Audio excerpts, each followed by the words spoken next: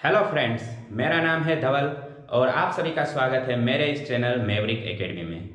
आज का हमारा विषय है राम सेतु। इसके अलग नाम भी है जैसे पार्क स्ट्रेट या एडम्स ब्रिज।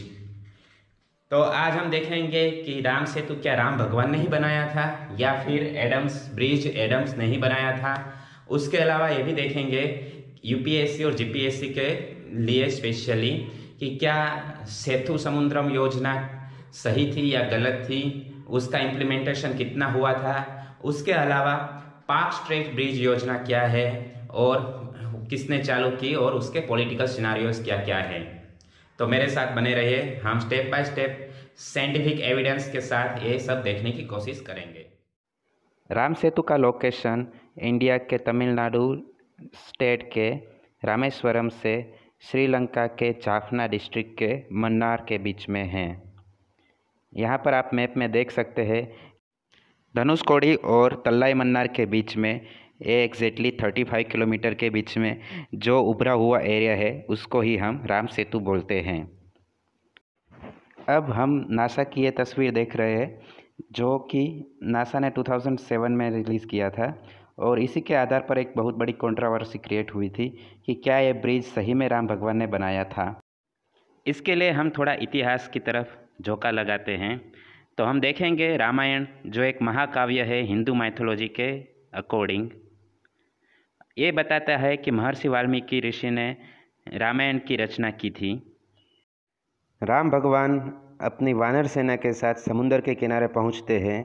समुंदर उन्हें रास्ता नहीं देता है तो गुस्से में राम भगवान उसके ऊपर धनुष छोड़ने की बात करते हैं। उसी समय समुंदर से आवाज़ आती है कि आपकी वानर सेना में 2 वानर नल और नील है जो समुंदर के ऊपर रास्ता बनाना जानते हैं, तो आप उनकी मदद से समुंदर के ऊपर रास्ता बनाकर लंका पहुंच जा सकते हैं। और उसके बाद नल और नील और वानर सेना की मदद से राम भगवान पूरा लंका तक जाने के लिए रास्ता बनाते हैं जिसको हम राम सेतु बोलते हैं। राम भगवान ने ये काम 5 दिन के अंदर वानर सेना की मदद से पूरा किया था और उसकी लंबाई 100 योजन के बराबर थी और जो उसकी चौड़ाई थी वो 10 योजन के बराबर थी। कुछ हिस्टोरियंस ऐसा मानते हैं कि धनुषकोडी से तलाई मन्नार का जो डिस्टेंस है वो 35 किलोमीटर है और उसकी चौड़ाई 3.5 किलोमीटर के जितनी है। उसके अलावा कुछ इतिहासकार ने टाइमलाइन बनाई है जो मैंने यहाँ पर दिखाई है, जो दिखाती है कि राम जन्म से लेके राम सेतु बनने का क्या टाइम था। यहाँ पर हम देख सकते हैं कि 5000 साल पहले की ये बात है। राम सेतु का एक पत्थर हम यहाँ पर देख रहे हैं जो लोग उसकी पूजा करते हो। रामेश्वरम में बहुत सारे ऐसे पत्थर अभी भी मिलते हैं। तो क्या वाकई राम सेतु राम भगवान ने ही बनाया था? अब कुछ मैथमेटिक्स के आधार पर हम इसको देखने की कोशिश करेंगे। जैसे बात करते हैं तो 1 योजन यानी कितना होता है, तो उसके बहुत सारे पुराण हमारे पास मिले हुए हैं। इसमें से मैंने यहाँ पर कुछ लिखे हैं। हम अभी जो बात करेंगे अगर 6 माइल या 9 माइल के जितना 1 योजन होता है तो फिर जो डिस्टेंस है राम सेतु का वो 96.6 किलोमीटर या फिर 144.8 किलोमीटर के जितना होता है। लेकिन जब हमने देखा था स्टार्टिंग में तो हमने बताया था कि गूगल अर्थ के थ्रू जो डिस्टेंस हमें मिला था वो 35 किलोमीटर के अराउंड था, जो कि यहाँ पर एकदम गलत साबित हो रहा है। उसके बाद हम कुछ और तथ्यों को हम देखने की कोशिश करेंगे ज्योग्राफी के आधार पर। जो चौड़ाई की बात हुई थी वो कुछ 3.5 किलोमीटर का एरिया था, बट यहाँ पर हम धनुषकोडी से अगर हम चलते हैं तो देखते हैं कि जो समुंदर है दोनों तरफ का वो 1 किलोमीटर के जितना ही चौड़ा है और वो आगे जाके चौड़ाई और भी कम हो जाती है। तो क्या जियोग्राफिकली हमें प्रूव कर सकते हैं कि जो डिस्टेंस था वो एग्जैक्टली उतना ही था। जियोग्राफी हमें ये बताती है कि पहले गोंडवाना लैंड करके एक बहुत बड़ा कॉन्टिनेंट था जो कि डिवाइड होते होते उसमें से इंडिया और श्रीलंका बने। तो गोंडवाना लैंड के टाइम के बाद स्ट्रेट बहुत सारी जगहों पे हमें दिखने को मिलते हैं। जैसे यहाँ पर आप देख सकते हैं स्ट्रेट ऑफ जिब्राल्टर और उसका जो भी ज्योग्राफिकल एरिया है वो स्पेन और मोरक्को के बीच में है। उसी तरह से एक स्ट्रेट ऑफ हर्मुज़ भी है जो ईरान और यूएई के बीच में भी है। उसी तरह से एक पाक स्ट्रेट है श्रीलंका और इंडिया के बीच में, और ऊपर की तरफ आप देख रहे हैं वो है मन्नार स्ट्रेट। उसमें पाक स्ट्रेट और राम सेतु एक कोरल रीफ और शोल्स के कारण बना हुआ है, जिसमें शोल्स में ऐसा मानते हैं कि सैंड और कोरल रीफ एक दूसरे के ऊपर लेयर बाय लेयर बनाते हैं, और इन लेयर्स के कारण पूरा एक स्ट्रक्चर बनता है जो कि समुद्र तट से ऊपर की तरफ से देखा जाए तो 10 मीटर और 1 मीटर की चौड़ाई में फैला हुआ रहता है। इनके साथ साथ कॉन्टिनेंटल ड्रिफ्ट के कारण प्यूमिस पत्थर जो लावा से निकल कर आते हैं वो एक्चुअली में थोड़े पोर्स स्ट्रक्चर रहते हैं, तो ये पत्थर कभी कभी तैरते हैं और जब पानी उनके अंदर भर जाता है तो डूब जाते हैं। एक कोरल रीफ कुछ 1,25,000 ईयर पुराने हैं, लेकिन अब राम सेतु की बात करते हैं तो कुछ साइंटिस्ट और हिस्टोरियंस का ये भी मानना है कि राम सेतु शायद उससे भी पुराना है। युगों के प्रमाण में हम देखें तो शायद राम सेतु 18 मिलियन ईयर्स जितना पुराना है। गवर्नमेंट ऑफ इंडिया ने अभी तक सिर्फ 2003 में जियोलॉजिकल सर्वे ऑफ इंडिया के तहत एक प्रोजेक्ट रामेश्वरम ही लॉन्च किया है, जिनके डेटा ये बताते हैं कि यहाँ पर कोई भी ऐसा स्ट्रक्चर हमें मैन मेड नहीं मिलता है। तो जो भी हम बात करते हैं वो सिर्फ ऐसे तथ्यों के आधार पर है जो अलग अलग साइंटिस्ट या इतिहासकार ने दिए हैं।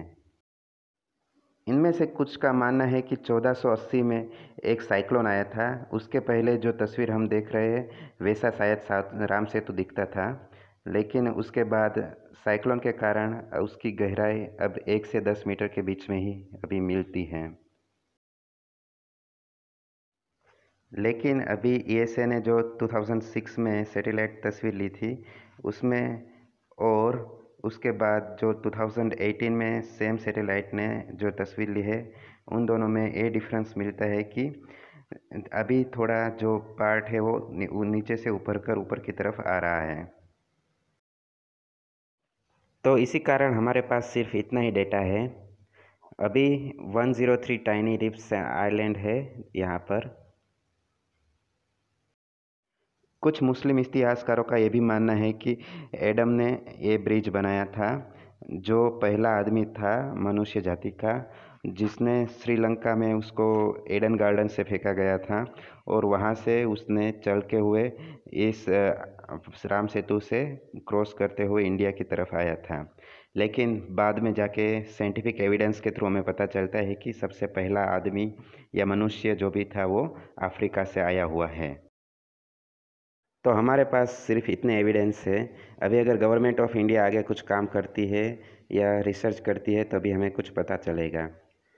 तो हिंदू और मुस्लिम मैथोलॉजी के अकॉर्डिंग जो भी हमने देखा वो ये बताता है कि शायद राम भगवान ने ब्रिज बनाया है या शायद एडम ने ब्रिज बनाया है, लेकिन कोई भी पूरे तथ्य और पूरे एविडेंस के साथ हम नहीं बोल सकते हैं। अब बात करते हैं पार्क स्ट्रीट ब्रिज प्रोजेक्ट की। ये ब्रिज बनाने की बात है जो धनुषकोडी से लेके मन्नार आइलैंड को ज्वाइन करता है, जहाँ तरलाई मन्नार के बीच में और धनुषकोडी के बीच में बनाने की बात है। 1964 में एक साइक्लोन आया था और उसके कारण धनुषकोडी पूरा तबाह हो गया था। अप्रोक्सीमेटली 80% पॉपुलेशन उसमें नष्ट हो गई थी। तो 2014 में बीजेपी गवर्नमेंट आने के बाद सबसे पहले इसकी बात हुई थी। 2015 में तमिलनाडु स्टेट की एस बालासुब्रमण्यम की हेल्प से इन्होंने एक पहला प्रोजेक्ट जो प्रपोज था वो रखा, और फिर 2015 में मोदी गवर्नमेंट ने इसको ETCA यानी कि economical and technical cooperation agreement के थ्रू श्रीलंकन गवर्नमेंट को इसके अंदर आने के लिए पुश करने की कोशिश की। तो फिर क्या हुआ, 2017 तक ए ब्रिज का काम अटका रहा क्योंकि श्रीलंकन गवर्नमेंट इसको अप्रूव नहीं कर रही थी और साथ ही साथ में LTTE के मेंबर्स भी इसका अपोज कर रहे थे। इनका ये मानना था कि श्रीलंका और भारत के बीच में ये ब्रिज ज्वाइन होने के कारण शायद पॉपुलेशन का आना जाना बहुत बढ़ जाएगा और उसके कारण उनके और कल्चर के जो डिफरेंस है हमारे बीच में उसमें बहुत इफेक्ट आएगा। लेकिन फिर 2017 में मोदी गवर्नमेंट ने इसको एशियन डेवलपमेंट बैंक के थ्रू प्रपोज करने की कोशिश की और फिर एशियन डेवलपमेंट बैंक ने इसके लिए 34,000 करोड़ रुपीस का एक पैकेज रखा है। तो एक 23 किलोमीटर लंबा ब्रिज बनेगा। कहाँ से कहाँ के बीच में, धनुषकोडी से लेके तल्लाई मन्नार के बीच में एक प्रोजेक्ट चालू होगा। कब होगा इसका अभी कोई अंदाजा नहीं है। 2019 में ए प्रोजेक्ट के बारे में और भी चर्चा हुई जब सुब्रमण्यम स्वामी ने जनवरी 23, 2020 को एक पिटीशन फाइल की सुप्रीम कोर्ट में, जिसकी सुनवाई कर रहे थे अभी के chief justice of India Bobde साहब। तो बोबड़े साहब ने इसको अभी 3 महीने के लिए स्टॉप किया हुआ है। अब ये पिटीशन क्या था? ये पिटीशन ये बताता है कि सुब्रमण्यम स्वामी का कहना है कि इसको जो राम सेतु है उसको हेरिटेज ब्रिज का एक दर्जा दिया जाए ताकि इसके ऊपर जो भी काम है वो एकदम स्पीडली और अच्छे से हो सके। और उनका ये भी कहना है कि ये राम सेतु ब्रिज के कारण जो पुराना ब्रिज था जो राम भगवान ने बनाया था उसका काम भी पूरा हो जाएगा और वो ब्रिज वापस जैसे राम भगवान के समय में था उसी तरह से चालू हो जाएगा और इससे एक हेरिटेज और इकोनॉमिकली आने जाने का जो माध्यम है वो कंप्लीट हो जाएगा। अब बात करते हैं ऐसे दूसरे प्रोजेक्ट जिसका नाम है सेतु समुद्रम कैनाल प्रोजेक्ट। सेतु समुद्रम कैनाल प्रोजेक्ट की शुरुआत देखा जाए तो 1944 में एक ब्रिटिश कमांडर एडी टेलर ने की थी। उन्होंने गवर्नमेंट के पास ये प्रपोजल रखा कि अभी जो वेस्ट कोस्ट यानी कि मुंबई से या चेन्नई से कोलकाता के बीच में जो डिस्टेंस ट्रैवल करना पड़ता है वो पूरा श्रीलंका को पूरा ऐसे घुमा के ट्रैवल करना पड़ता है और इसके कारण जो शिप का खर्चा है वो बहुत बढ़ जाता है। तो इसको कम करने का एक तरीका ये भी है कि जो पाक खाड़ी है और मन्नार की खाड़ी है इन दोनों के बीच में जो राम सेतु है उसको तोड़ के वहां से एक रास्ता निकाला जाए। तो ये प्रपोजल उस टाइम पे ऑन पेपर ही रहा और उसका कोई इम्प्लीमेंटेशन नहीं हुआ।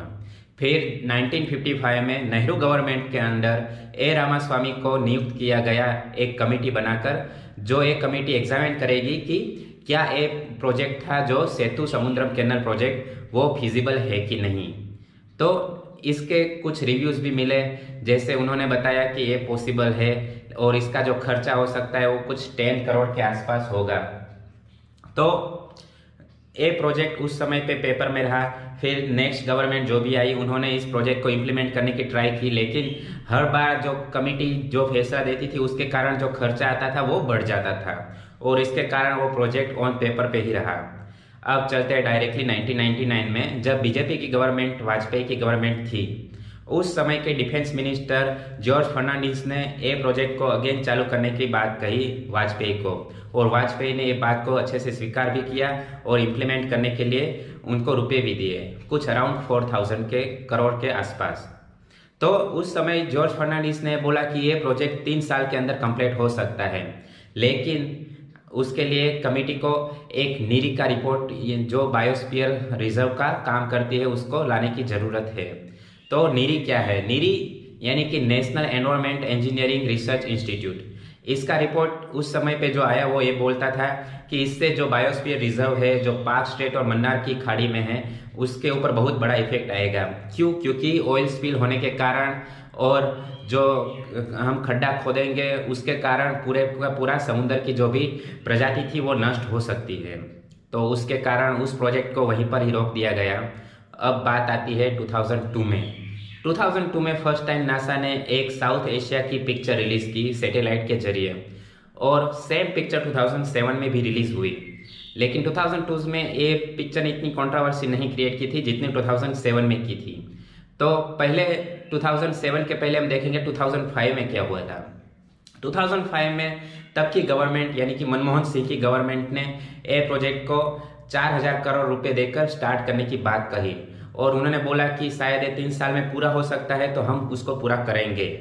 तो उन्होंने ए प्रोजेक्ट को ऊपर काम करना भी स्टार्ट कर दिया और काम होने के कारण अराउंड 40% के जितना काम हो गया 2007 तक। लेकिन 2007 में जब नासा की पिक्चर अगेन आई तो इस पिक्चर के कारण कुछ हिंदू ग्रुप्स ने इसके ऊपर बहुत कंट्रोवर्सी क्रिएट की और उन्होंने बोला कि ये पिक्चर जो दिखाती है कि राम सेतु है वो एग्जैक्टली जैसा राम भगवान के समय में और रामायण में हमारी बात हुई थी वैसे देखा जाए तो उसी तरह से है, और अगर ये प्रोजेक्ट चालू हुआ तो राम सेतु टूट जाएगा और इससे हिंदू मान्यताओं को बहुत बड़ा नुकसान पहुंचेगा।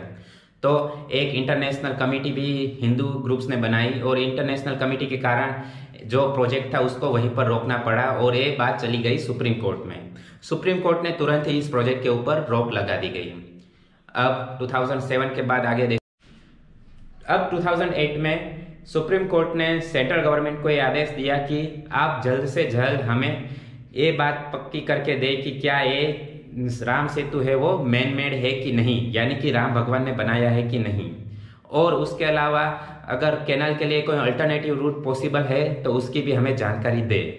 लेकिन सेंट्रल गवर्नमेंट ने ये report national institute of oceanography यानी NIO को सेंड कर दी और NIO का जवाब जो भी आया था उसके बारे में सेंट्रल गवर्नमेंट ने उसके बाद कोई एक्शन नहीं लिया। तो 2010 में सुप्रीम कोर्ट ने इसको प्रोजेक्ट को कम्प्लीटली होल्ड कर दिया और बोला कि जब तक आप कुछ करते नहीं है सेंट्रल गवर्नमेंट तब तक ये प्रोजेक्ट कम्प्लीटली होल्ड पर रहेगा। फिर चलते हैं 2018 में। मार्च 2000 चीफ जस्टिस दीपक मिश्रा ने सेंट्रल गवर्नमेंट से पूछा कि क्या ये प्रोजेक्ट अभी कंटिन्यू करना है कि नहीं करना है, आप अपना स्टैंड बताइए। तब सेंट्रल गवर्नमेंट जो मोदी गवर्नमेंट थी उन्होंने फैसला दिया कि अभी राम सेतु को कोई टच नहीं करेगा और उसके ऊपर कोई भी काम आगे नहीं बढ़ाया जाएगा। जो सेतु समुद्रम योजना है वो यहाँ पर ही ख़त्म हो गई। तो इसी तरह हम देखते हैं कि कैसे सेतु समुद्रम योजना पूरी तरह से बंद की गई। ये प्रोजेक्ट 2018 में आते आते कम्प्लीटली खारिज कर दिया गया। तो यहाँ तक जितना भी खर्चा हुआ था वो खर्चा और जितनी भी लागत आई थी मेन से लेके पावर सब कुछ ये सब कम्प्लीटली खारिज हो गई और इसका हमें ज़ीरो रिजल्ट मिलता है। तो आपको समझ में आ गया होगा कि पाक स्ट्रेट ब्रिज क्या है, सेतु समुद्रम प्रोजेक्ट क्यों बंद करवा दिया गया और इसके क्या क्या रीज़न थे, और अगर राम सेतु सही में है और राम भगवान ने बनाया है तो गवर्नमेंट ने अभी तक कोई स्पेशल कमेटी या कोई आर्कियोलॉजिकल सोसाइटी ऑफ इंडिया से समझौता करके कुछ आगे काम क्यों नहीं किया। इन सब का जवाब अभी तक हमारे पास नहीं है। अगर आपको मेरा ये वीडियो अच्छा लगा हो तो लाइक, शेयर और सब्सक्राइब करें।